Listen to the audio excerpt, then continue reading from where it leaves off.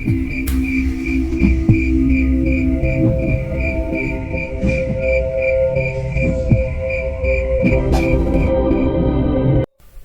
terus berjalan, kami akhirnya menyudahinya. Kami keluar dari ruangan tersebut. Ketika kami membuka pintu, ada dua sosok wanita kekar bersenjata pedang dan pakaian kerajaan berdiri membelakangi pintu. Ketika melihat kami, penjaga pintu tersebut langsung berjongkok hormat. Kemudian kami berjalan keluar sambil bergandengan menuju ruangan utama, tempat perjamuan sebelumnya. Awalnya aku mengira Sinta dan seluruh peri di kerajaan memiliki kepercayaan yang sama dengan wanita yang dulu menjemput kami.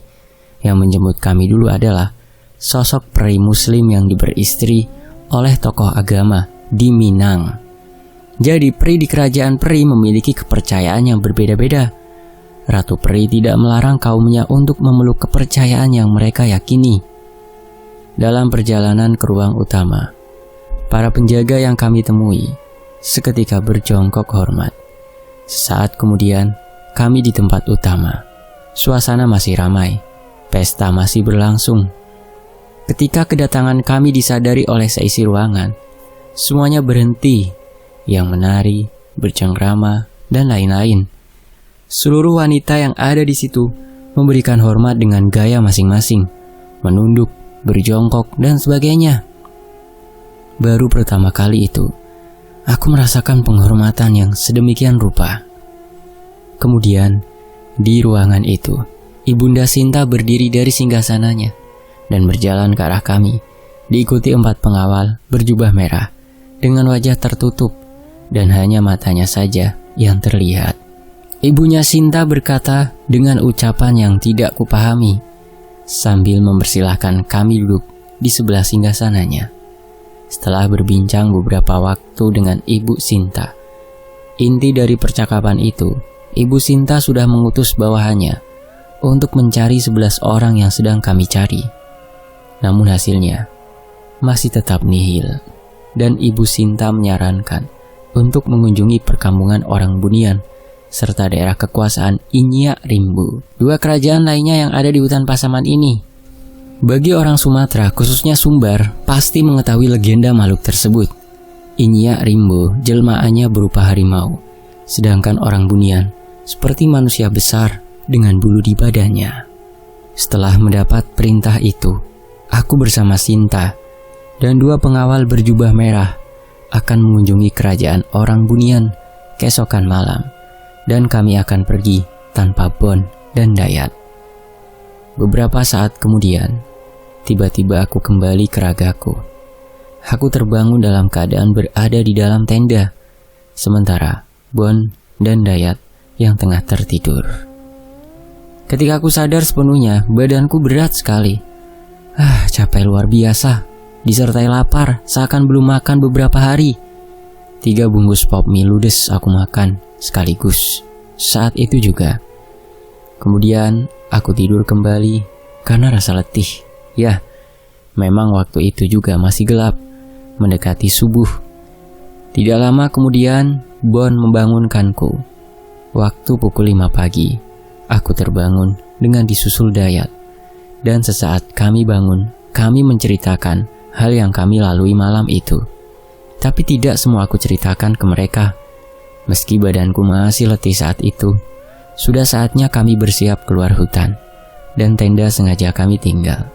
Kami dengan terburu-buru segera pergi karena harus segera berikan laporan. Setelah kami turun dan memberikan laporan, selanjutnya kami dibebas tugaskan sementara. Bon memilih pulang karena memang sudah berkeluarga. Dayat sendiri, aku tidak tahu. Di sini awal mula Dayat mulai berubah. Setelah makan dan dengan segala persiapan, aku seorang diri masuk ke hutan. Saat itu masih siang, kurang lebih jam 12 siang. Meski masih terasa letih dan mengantuk, tapi aku bersikeras ingin kembali ke hutan. Sesekali aku istirahat dalam perjalanan, dan beberapa jam kemudian sampai ke tenda, lalu langsung tepar, hingga aku terbangun karena kakiku ditarik sesuatu. Waktu itu aku lupa menutup tenda karena saking letihnya. Saat aku membuka mata, Yang aku lihat adalah makhluk bertaring berbulu coklat keputihan dengan moncong panjang. Itu adalah seekor anjing. Aku bangun dan mengelus anjing tersebut. Anjing yang terlihat ganas, tapi jinak. Mungkin anjing salah satu tim pencari yang lari. Waktu itu harus sudah mulai gelap, kurang lebih pukul 7 malam. Aku merasa lapar. Akhirnya aku buka persediaan makanan dan makan makanan ringan dan berbagi dengan anjing tersebut. Selesai makan, anjing itu pergi. Aku hanya perhatikan saja. Anjing itu menoleh dan kembali lagi ke arahku. Aku coba berdiri keluar tenda dan anjing itu kembali pergi. Namun setelah beberapa langkah, ia melihat ke belakang lagi dan kembali lagi kepadaku. Dari gerak-geriknya, seakan anjing ini memintaku mengikutinya. Aku mulai penasaran dan aku mengambil senter serta perlengkapan lain, kemudian mengikuti anjing tersebut. Kurang lebih 30 menit aku mengikuti anjing itu di dalam semak-semak hutan, tanpa tahu kemana dia akan menuntunku. Dan ketika aku mulai kehilangan jejak dan hendak kembali ke tenda, sesekali anjing tersebut berikan sinyal dengan gonggongannya. Setelah beberapa saat kemudian, terdengar suara laki-laki memanggil dari arah suara anjing tersebut. Aku dekati, dan yang aku dapati adalah seorang lelaki yang terlihat kelelahan. Alhamdulillah, lelaki tersebut berucap. Udah dari mana dan hendak kemana? Aku bertanya dengan bahasa Minang. Saya biasa kesini untuk beraktivitas, Pak. Biasanya tidak sampai sore sudah keluar hutan. Kali ini saja saya menyasar, Pak, hingga malam, ujarnya. Saya kemudian membawa pria itu ke tenda.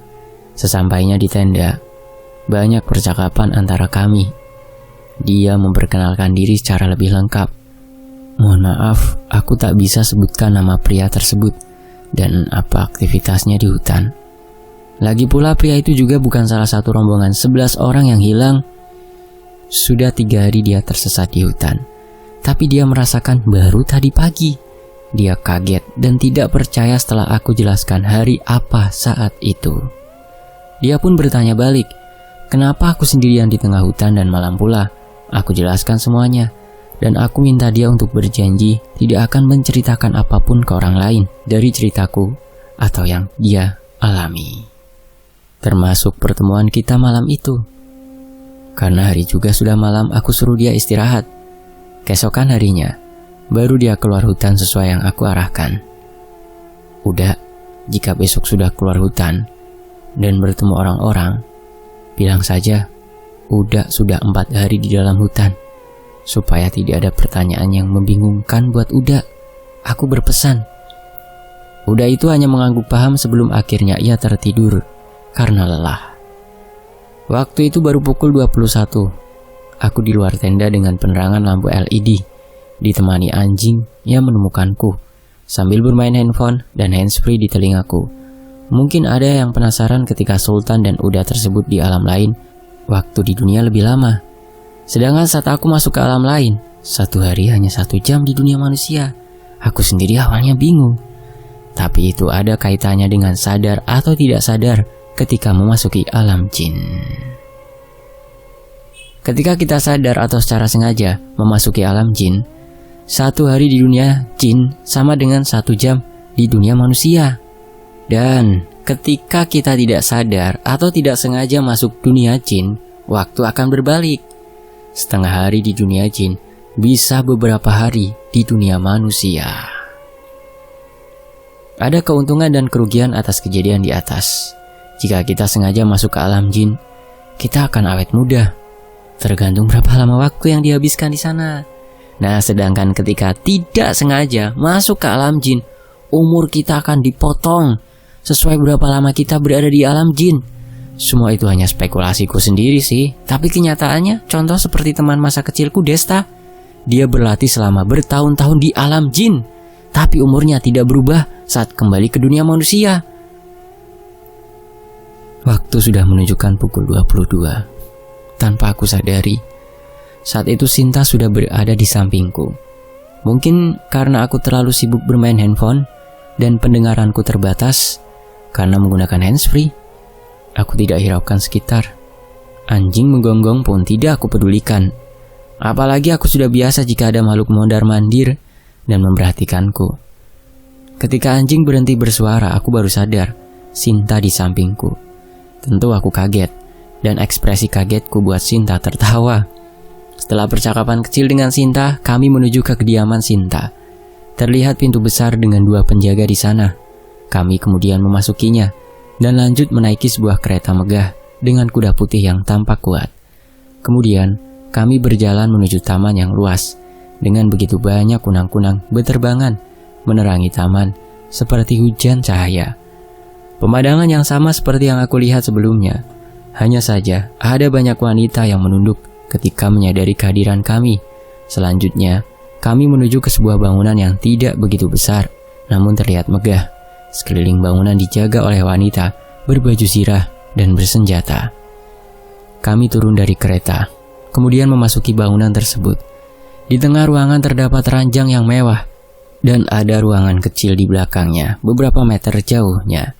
Seperti musola di dalam rumah, tapi tertutup rapat. Sinta memintaku masuk ke ruangan tersebut. "Masuklah dan berbaringlah," kata Sinta. Aku ikuti ucapannya. "Tutup matamu dan ikuti ucapanku," Sinta melanjutkan. Aku ikuti apa yang Sinta katakan, seperti mantra.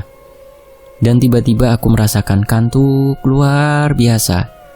Seperti ketika bertemu wanita kekar yang menjemputku dan rekan-rekanku sebelumnya. Kemudian aku berada di ruangan dengan kilauan cahaya.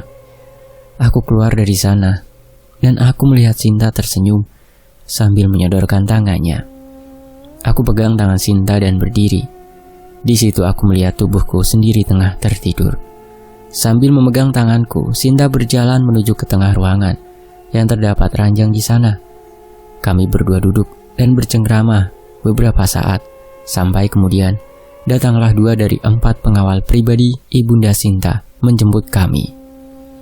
Setelah keluar dari bangunan kecil dan megah tersebut, terlihat 2 sosok berjubah merah, bercadar dan terlihat misterius. Kami berjalan dan masuk ke dalam kereta, diikuti 2 pengawal berjubah merah atau dipanggil dengan Syirah. Lalu dimulailah perjalanan diplomasi menuju kerajaan orang Bunian. Saat ini dan seterusnya wujud Sinta sudah berubah ke bentuk aslinya, seperti bidadari jika diilustrasikan. Dalam bentuk tersebut, para penghuni kerajaan peri sangat menghormati Sinta, tidak terkecuali makhluk dari 2 kerajaan lain, karena wujud asli Sinta adalah identitas atau kedudukan calon ratu berikutnya. Aku, Sinta, dan kedua Syirah menuju di kerajaan orang Bunian. Kami berjalan sangat pelan, sembari Sinta memegang tanganku, disusul 2 sosok Syirah di belakang.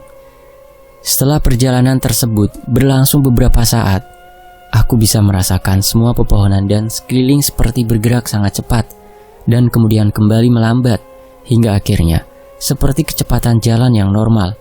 Lalu di hadapanku saat itu ada sebuah goa yang besar. Kami mulai memasuki goa tersebut. Baru sampai di mulut goa, aku dikagetkan dengan suara berdesis, bergema di dalam goa. Saat itu pula kedua Syirah melangkah ke depan kami.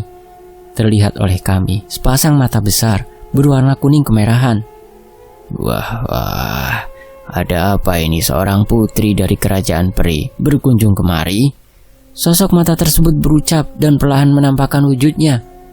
Sungguh pemandangan yang tidak bisa aku percaya. Sosok tersebut adalah ular betina berkepala manusia, gemuk dan memiliki wajah sangat mengerikan. Ketika menyadari keberadaanku, seorang manusia berani datang kemari? Ular itu berkata dengan keras dan menggelegar. Dengan cepat sosok ular itu menghampiriku seakan dia melihat mangsa yang hendak menerkamku. Beruntung, saat itu pula dengan sigap, salah satu Syirah menghentikan ular tersebut. "Minggir!" bentak ular tersebut. Namun Syirah tetap tidak bergeming dan tetap berada di posisinya. Seketika benturan keras terdengar seperti suara gemuruh, seakan gua akan runtuh, dan akhirnya keduanya terpental mundur.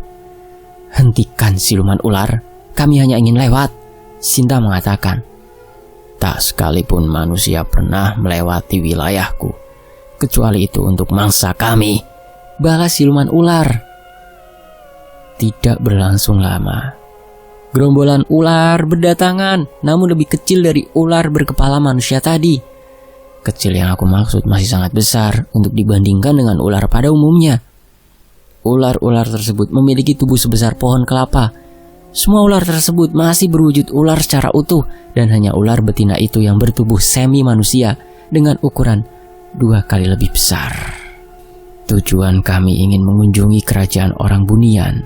Melewati gua ini adalah cara tercepat. Izinkan kami lewat, Sinta menjelaskan. Tidak bisa, bentak ular betina itu. Kalian boleh lewat, tapi tinggalkan manusia itu di sini.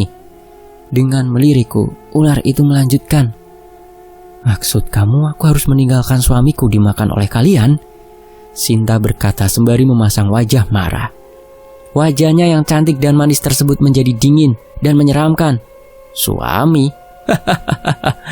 Ternyata begitu. Baiklah, untuk kali ini pengecualian. Silahkan pergi, Tuan Putri. Dengan senyum sinis ular tersebut mempersilahkan kami memasuki gua. Jujur aku masih merasa terancam saat itu meski diperbolehkan melewati gua. Tidak perlu khawatir, 2 sirah yang diperintahkan ibunda menyertai kita. Sangatlah kuat mereka. Sinta mengerti kegelisahanku dan menenangkan. Kami terus memasuki gua tersebut. Dari luar, memang gua ini terlihat begitu gelap, tapi di dalam gua masih ada sedikit cahaya dari pantulan dinding serta langit-langit gua. Selang beberapa waktu, akhirnya kami keluar dari gua, dan suasana sekitar pun berubah. Tampak sama seperti hutan pada umumnya, tapi lebih sunyi dan agak tenang. Kita sampai. Inilah wilayah orang Bunian, ucap Sinta. Menurut Sinta, jarak masing-masing kerajaan di hutan Pasaman ini sebenarnya membutuhkan waktu cukup lama untuk melaluinya. Tapi ada jalan alternatif untuk mempersingkat waktu. Contoh melewati gua ular tadi. Itu jadi semacam jalan pintas dimensi antar kerajaan. Meskipun tiap jalan alternatif dihuni oleh sosok yang kuat, mereka adalah pendukung dari ketiga kerajaan. Kami mulai berjalan di hutan dalam kekuasaan kerajaan orang Bunian tersebut. Ketika itu juga, aku melihat beberapa orang dengan postur pendek, dengan pakaian sama seperti manusia gunakan, dan mirip sekali dengan manusia. Namun tampangnya saja yang agak aneh. Mereka terlihat seperti dwarf, tapi alis menyatu dan tidak ada garis mulut di bawah hidung. Sinta bertanya kepada orang tersebut, dan kami bercakap beberapa saat. Kemudian kami diantar ke perkampungan mereka. Orang Bunian lebih bersahabat dibandingkan makhluk lainnya, lebih mudah diajak diskusi dan tidak suka kekerasan. Setelah sampai di perkampungan Bunian, tidak ada hal istimewa yang kulihat seperti perkampungan pada umumnya. Di sana kami dipertemukan oleh tetua atau kepala suku di kampung tersebut. Posturnya tidak jauh beda, hanya rambut yang putih dan alisnya berwarna merah. Lalu aku memperkenalkan diri dan begitu pula Sinta. Kami menjelaskan kedatangan kami. Setelah memahami maksud kami, tetua perkampungan tersebut mengajak kami untuk bertanya ke raja mereka, yaitu ada di puncak bukit. Dalam perjalanan, tetua menjelaskan bahwa aku bukan manusia pertama yang pernah singgah. Setelah beberapa waktu, kami sampai di puncak bukit. Di sana terlihat dinding yang tinggi, kokoh, dan pintu gerbang yang terbuat dari emas. Tidak ada penjaga di luar sama sekali. Tetua membunyikan lonceng yang ada di antara pintu megah itu. Suara lonceng yang kecil itu terdengar nyaring. Lalu beberapa saat pintu dibuka. Keluar seseorang dari gerbang. Namun tidak pendek seperti yang lain. Postur tubuhnya sama seperti manusia. Hanya alisnya menyatu dan tidak memiliki garis di bawah hidung. Dia adalah penjaganya. Sesaat, tetua bicara kepada penjaga gerbang. Kemudian kami disuruh untuk menunggu. Baju dan perlengkapan penjaga gerbang tidak seperti di kediaman Sinta. Mereka berpakaian rapih dan formal seperti manusia. Sesaat kemudian, penjaga gerbang membuka pintu sepenuhnya dan mempersilahkan kami masuk. Ketika melewati gerbang, pemandangan yang saya saksikan seperti sebuah kerajaan modern. Orang-orang beraktivitas seperti manusia. Desain dan bentuk rumahnya lebih ke nuansa Islami dan rata-rata terbuat dari emas. Kami dipandu oleh penjaga tersebut menuju bangunan kubah besar seperti masjid. Tetua desa yang mengantarkan sebelumnya tidak ikut. Penjaga gerbang tersebut mempersilahkan kami untuk masuk dan berlalu pergi. Kami mendekati bangunan dan sampai di depan pintu. Tidak lama, pintu terbuka dengan sendirinya. Kami pun masuk dan tiba-tiba, "Assalamualaikum." Semua yang berada di ruangan tersebut serentak mengucap salam. Aku langsung jawabnya, "Waalaikumsalam." Kemudian aku melirik Sinta. Sinta pun balas memandangku balik. Dia paham dan mengerti. Sinta lalu mengikuti ucapan salamku barusan.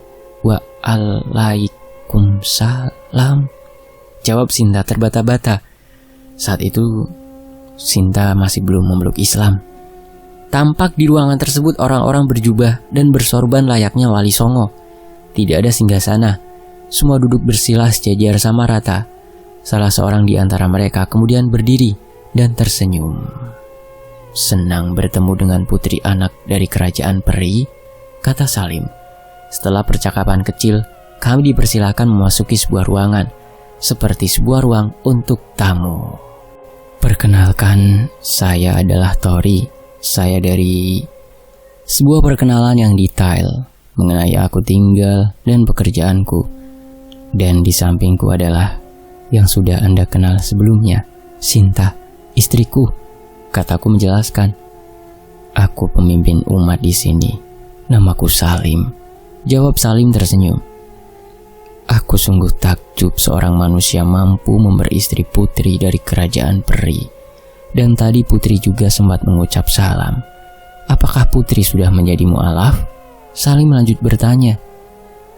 "Aku hanya mengikuti kehendak suamiku," jelas Sinta. "Sungguh? Selamat putri," ucap Salim dan sesekali tertawa. Kemudian aku menjelaskan kedatangan kami, mencari 11 pendaki yang hilang di hutan, dan mengenai saran dari Ibunda Sinta untuk menanyakannya ke kerajaan Bunian. Namun Salim pun tak mengetahui 11 orang tersebut. Tetapi mungkin ada salah satu kaumnya yang bisa saja memiliki andil pada hilangnya orang-orang tersebut. Salim menjelaskan bahwa ada beberapa suku Bunian yang berada dalam pengawasannya. Tidak hanya di sekitar sini, tapi juga menyebar di penjuru hutan ini. Kami masih berada di ruangan Salim. Berbagai pertanyaan yang saling kami utarakan, hingga Salim yang balik bertanya kepada kami berdua, "Tahukah kalian, bolehkah atau sahkah di mata Allah suatu makhluk menikah dengan makhluk yang berbeda seperti halnya kalian?" Dengan tersenyum, Salim memberikan pertanyaan. "Saya tidak tahu soal itu. Mohon berikan petunjuknya," aku menjawab. Tapi Sinta lantas menjawab dengan nada meninggi. "Aku tidak peduli. Tidak ada yang berhak melarangku untuk memilih," Sinta menegaskan. "Tenang dulu putri. Perkataanku bukan bermaksud untuk melarang hubungan kalian. Aku hanya ingin menjelaskan. Baiklah, jadi begini. Sahkah jika menikah berbeda ras atau makhluk? Dalam Islam ada yang menyebutkan haram. Ada pula yang berkata itu makruh. Tapi menurutku itu sah, asalkan dua makhluk tersebut beragama Islam, walaupun kondisinya tetap makruh." Dengan tersenyum Salim menjelaskan, "Ada dari kaumku yang menikah dengan manusia, tapi tidak banyak, karena tidak semua manusia mampu," lanjut Salim. "Berarti sahkah pernikahan kami jika Sinta menjadi mu'alaf?" Aku bertanya. "Sah, tetapi makruh, dan mungkin akan berdampak negatif untuk masa depan kamu," jelas Salim. "Aku tidak keberatan jika kamu ingin menikah dengan manusia, suamiku," Sinta berkata dan menoleh ke arahku. Aku tersenyum kecil serta memegang erat tangannya. Setelah panjang lebar kami bercakap, Sinta akhirnya masuk mu'alaf, dibimbing oleh Salim dan disaksikan oleh beberapa pengikut Salim. Setelah semua beres, kembali pembicaraan sebelumnya mengenai 11 orang yang aku cari. Salim menduga kemungkinan kaumnya ada yang menerima manusia sebagai tamu. Orang Bunian terbagi menjadi 4 ras. Pertama yang kami temui, yaitu Bunian yang pendek layaknya dwarf. Kedua yaitu suku Bunian yang ukurannya lebih kecil lagi, seperti kurcaci.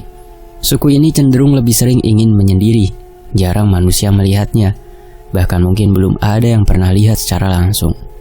Ketiga, sama layaknya dwarf, tetapi sekujur tubuhnya berbulu seperti monyet. Ini adalah suku Bunian yang sering memperlihatkan wujudnya ke manusia. Yang jahat biasanya menculik dan menyesatkan orang, sedangkan sebaliknya yang baik akan menolong orang. Dan yang terakhir suku Bunian dengan kasta tertinggi, yaitu Salim dan pengikutnya. Orang Bunian seperti Salim memiliki peradaban modern dan ahli teknologi, cerdas, dan hampir mirip sekali manusia. Sambil berikan penjelasan panjang lebar, kami dan Salim sembari berjalan keluar bangunan. Begitu banyak orang tetapi tidak menghiraukan kami. Setelah panjang penjelasan, akhirnya kami dan Salim menemui titik terang. 3 dari 11 orang yang hilang diketahui memang berada di wilayah Bunian. Mengetahui ada 3 manusia di wilayahnya, Salim memberikan jaminan kepada kami. Jangan khawatir, aku pastikan bahwa ketiga manusia tersebut akan kembali dengan selamat, kata Salim yakin. Mendengar penjelasan yang penuh keyakinan dari Salim, membuatku yakin dan percaya dengan dia yang katakan. Cukup lama kami berada di wilayah Salim sebelum kami pergi meninggalkan kerajaan Bunian. Tentunya setelah dipastikan ketiga dari 11 orang tersebut aman. Lantas, di mana sisa ke-8 orang itu? Salim pun sebelumnya menebak bahwa 8 orang sisanya kemungkinan besar berada di wilayah Siluman Harimau, atau lebih tepatnya dalam wilayah kerajaan Inyak Rimbo. Dan untuk ke sana, Salim pun memperingatkan kami untuk berhati-hati. Sebenarnya kami sangat lama berada di suku Bunian. Kami berkeliling dan bertemu berbagai suku Bunian. Tapi aku persingkat saja biar tak bertele-tele, sebab tidak ada hal menarik untuk diceritakan. Setelah kami meninggalkan kerajaan Bunian, kami berencana untuk langsung mengunjungi kerajaan Inyak Rimbo. Namun karena kami terlalu lama berada di kerajaan Bunian, serta memperhitungkan waktu di dunia manusia, akhirnya kami melanjutkan di lain hari. Kami keluar dari wilayah suku Bunian dan kembali memasuki sebuah goa. Sampai di mulut goa, aku merasakan aura negatif yang kuat sekali, seperti aura ancaman. Tentu bukan aku sendiri yang merasakan. Salah satu sirah melangkah di depanku, tepat di depan Sinta, dan sirah satunya berjaga di belakang. Perlahan kami melangkah memasuki gua. Terdengar suara berdesis banyak sekali. Tanpa kami sadari, kami sudah dikelilingi begitu banyak ular-ular sebesar pohon kelapa. Warnanya pun beraneka ragam, putih, hijau, merah, belang, dan bermacam-macam. Akan tetapi, tidak ada sosok ular betina berkepala manusia yang sebelumnya mengancamku. Kemudian dengan cepat dari belakang kami, sosok ular hitam legam mencoba menyerang kami. Suara gemuruh ular besar hitam itu mendekati. Beruntung, dengan mudah sirah menanganinya, seperti kilatan yang sangat cepat. Ular tersebut sudah terpotong beberapa bagian. Semakin banyak suara berdesis mendekat dan mengepung kami. 2 sirah berlari mengitari kami membentuk sebuah pelindung. Cara ini sukses. Setiap ada ular yang jaraknya terlalu dekat dengan kami, seketika terpotong menjadi beberapa bagian. Aku dan Sinta kemudian lanjut terus berjalan seolah tidak ada gangguan sedikit pun. Dan selama perjalanan di dalam gua, Sinta dengan santainya berjalan tanpa khawatir. Sedangkan para sirah terus membantai ular-ular yang mencoba menyerang hingga kami sampai di mulut gua. Sinta kemudian memerintahkan seorang sirah untuk masuk kembali ke gua. Entah apa yang dilakukannya. Tidak lama kemudian, sirah itu keluar dan kami segera pergi dari gua tersebut. "Kenapa kamu suruh sirah kembali masuk dalam gua barusan?" kataku. Sambil tersenyum, Sinta menjawab, "Aku perintahkan sirah untuk membantai ular-ular yang berusaha menyerangmu, suamiku." "Bukankah itu terlalu berlebihan?" lanjut aku katakan. "Tentu saja tidak, suamiku. Siluman ular adalah makhluk pendendam. Jika kita biarkan mereka, ular-ular itu akan terus mengikutimu dan tidak akan berhenti sebelum nangkapmu. Dirimu sudah ditandai semenjak pertama kalinya kita masuk goa. Jelas Sinta. Tetapi bukannya nanti ular betina waktu itu akan balas dendam. Aku menegaskan, biarkan dia datang suamiku. Tidak perlu ada yang dikhawatirkan jika ada aku di sisimu, jawab Sinta sambil tertawa kecil. Setelah melalui perjalanan cukup lama, kami akhirnya sampai di kediaman Sinta. Setelah ketemu ibunda Sinta, serta bercakap-cakap beberapa saat, kemudian aku kembali ke ruang di mana tubuh asliku berada. Kemudian aku menuju ke tenda bersama Sinta. Bersambung. Nantikan bagian berikutnya hanya di Fakta Sejarah. Demikianlah sebuah kisah dari Sinta Diari, pertemuan dengan peri hutan. Nantikan bagian berikutnya ya. Saya pamit undur diri. Mohon maaf kalau ada salah kata. Wassalamualaikum warahmatullahi wabarakatuh. Tetap di Fakta Sejarah. Alhamdulillah.